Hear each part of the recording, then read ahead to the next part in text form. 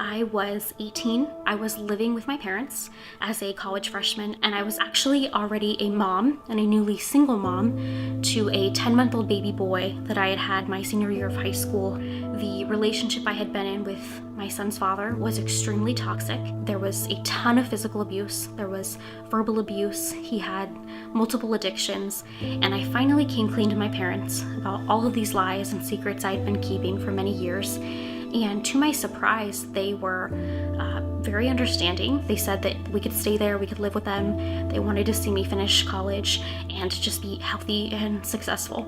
But my parents had, of course, laid some ground rules, and they were totally understandable.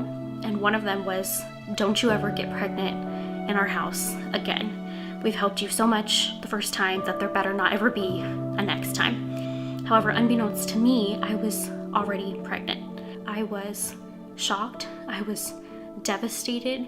I thought there's no way I can have 2 babies at 19 years old and raise them as a single mom. My son's father was also the father of this second pregnancy. I thought my parents would surely kick Eli and I out. I thought Eli's life would be so much harder and that I would have to drop out of school. We would be poor. My children, if I have this baby, would have no dad, and that therefore their life would just be so much more difficult. And so that's what went into my decision, and that's how easy it was for me to make this choice and to choose abortion. Now, to someone that needs to keep the abortion secret, the medication abortion choice seemed so much better. It was marketed as safe and simple. You just take a couple of pills and your problem will be over. It seemed more natural. There was no surgery, there was no medical tools, there was no instruments. It seemed less real, like it was less of a physical process. Like if I went through with a medication abortion, I could keep my mental self separated from my physical self and what was actually happening to my body and the baby. It was really marketed towards a girl just like me. And so on March 13th of 2013, I walked into my appointment. I was pulled back into the last room where I sat with a clinic worker, and she had the abortion medication on her desk, and I couldn't believe it. It was real. It was in front of me. And she basically was reiterating everything I read online. This is going to be really natural. You're going to have some heavy bleeding and some cramping. It shouldn't be too painful. This will be much like your monthly menstrual cycle. And the way it works is I'm just going to give you this first pill in the office. And once you take this, there's no going back. And this is going to end your pregnancy. And then tomorrow, when you're ready and when you're comfortable and maybe when you get your son to bed, you're going to take the second set of pills called misoprostol that I'm sending you home with. And I didn't really have any questions, but I did start to get emotional. And she said, Rebekah, just because you're sad doesn't mean you're making the wrong decision. And I thought that is really great advice. She sat in this room with hundreds, maybe thousands of other girls who have made the same difficult, crummy choice, and we don't want to be here, but we have to. This is the best option, and who's to say we're going to regret it tomorrow or a week from now or a year from now? And so with that, I said okay, and I was fully aware of what I was doing, and I took the abortion pill. It was in a little Dixie cup, and I swallowed it, and she checked my mouth. Oddly enough, they check your mouth to make sure you swallowed the abortion pill, but the rest of the abortion you do completely on your own without any medical supervision. So as I reflect back on that, I think that is so strange. And then I was just sent on my way with a brown paper bag, much like what you would pack, your lunch in.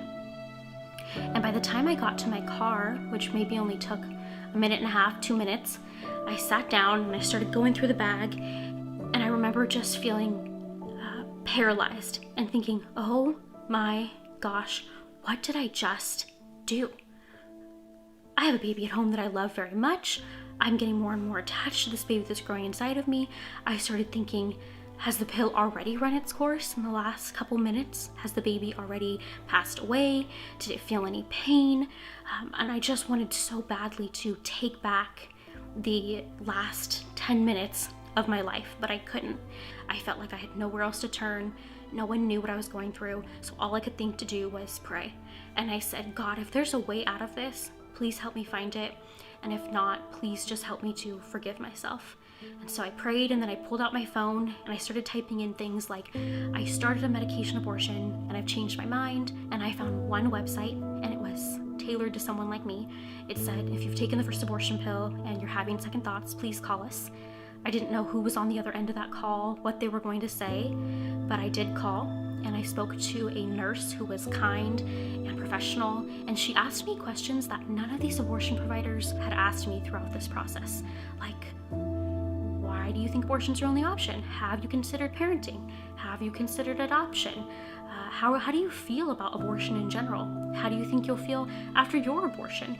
Are you aware of counseling services that are there for you? All of the emotional aftermath that could possibly come to someone that chooses an abortion.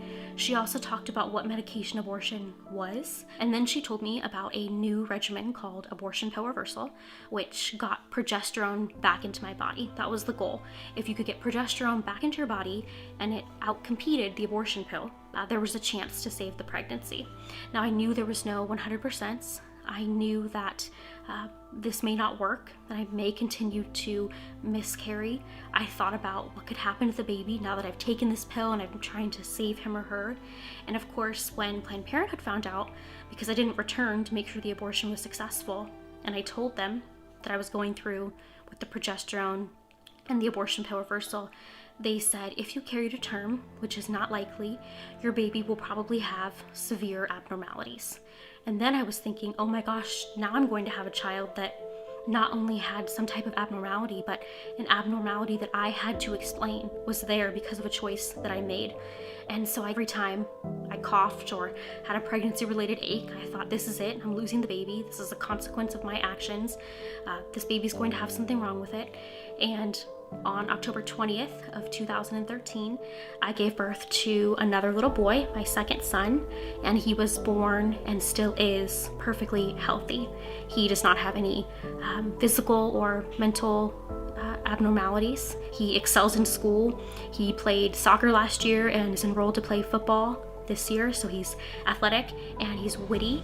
He is a joy to have in my life, and I can't believe that he was almost not here.